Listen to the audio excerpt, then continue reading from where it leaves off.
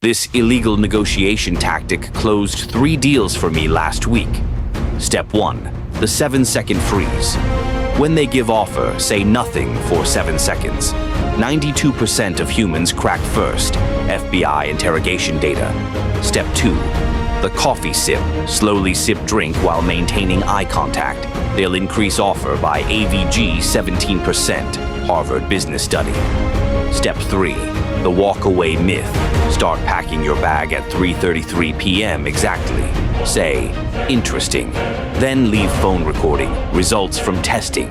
Raised consulting rate from $50. 500 ERR. Got free first-class upgrade 11 times.